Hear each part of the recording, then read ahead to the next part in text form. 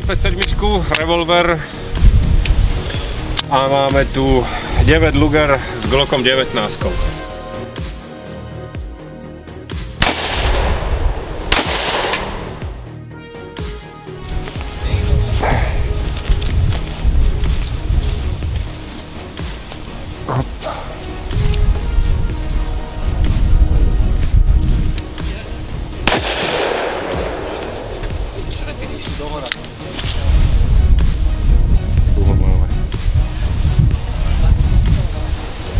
Jedna basa. To, čo tu máme, je trošku prerobený Mosin Nagant, to znamená náboj 7,62x54R. Ruský strelivo, ktoré mám do toho, je športové strelivo Celevier, to znamená bez oceľového jadra. Pred sebou máme plát s tajnými, to znamená kategoria 3+.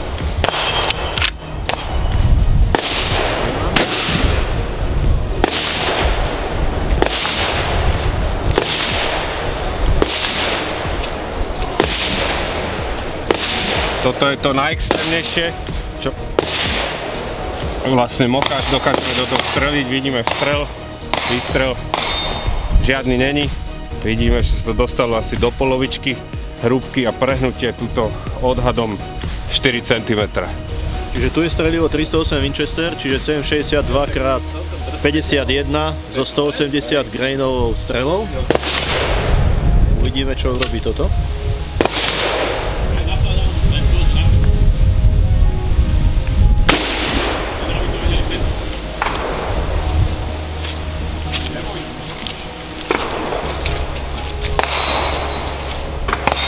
Tu je výsledok z 308 Winchester.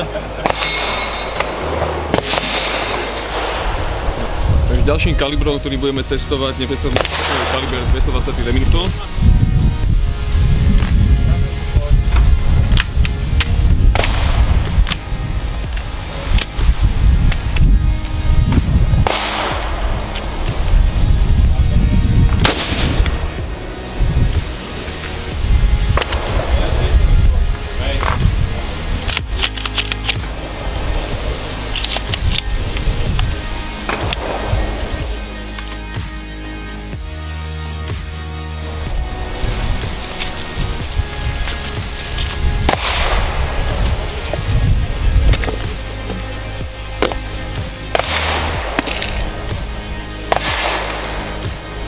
Dám úplne dole.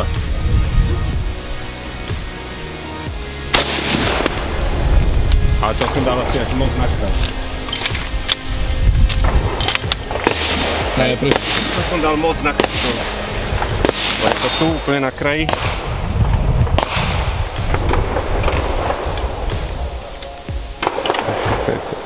No dobre, neprešiel.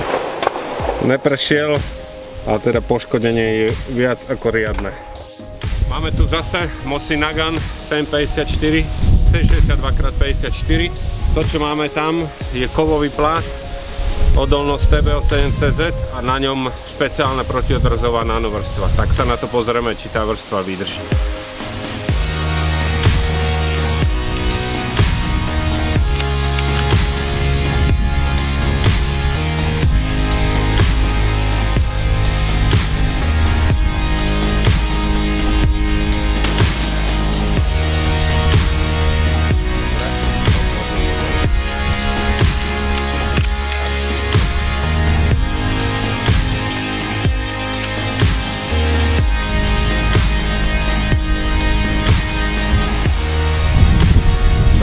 Letel tu na a v podstate nič nemám vonku.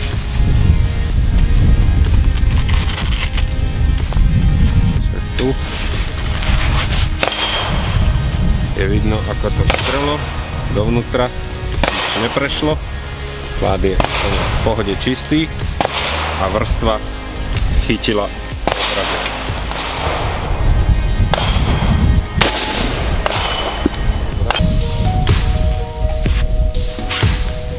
Hej, to znamená, tu vidíme, jak trafil kraj. Neprešiel. Takže máme tu klasiku, náboj vzor 43.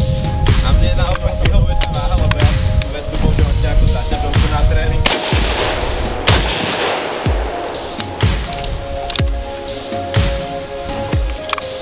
išiel na ten kompenzátor, to tak mocne prostredí. Poďme na to.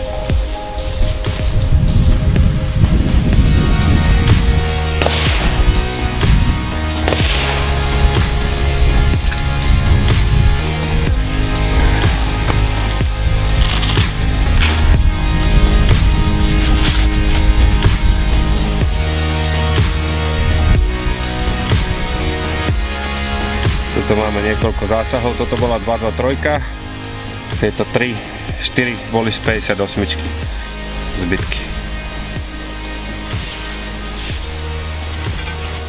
Druhá strana nepoškodená, absolútne. Znova tu máme náš obľúbený Mosin a jeho známy náboj 754 R-ko a jen tam keramický plát. Uvidíme, ako to bude vyzerať.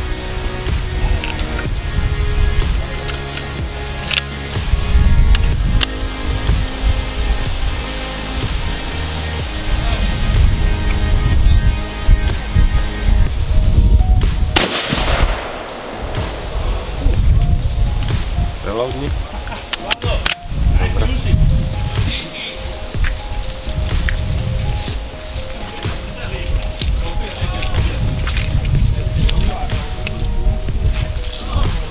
Krásny zásah priamo do stredu. Diera tak veľká, že do nej obchám celý palec. Vnútri je to celkom pekne horúce. Vidíme prehyb rádovo 3 cm.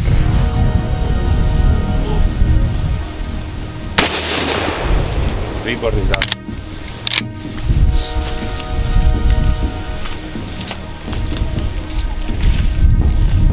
...308. Diera je výrazne väčšia. Keramika rozsypaná. Napriek tomu nič neprešlo. Vybulenina ešte väčšia, ale to je zrejme preto, že už je to poškodené. Musíme 223. Dobre, to je zásah tesne, výhodný záver dozadu. Aj on vystav. Dobre. Ešte raz preto. Teraz. Parád. Fú, toto bude náročné. Napriek tomu vôbec nič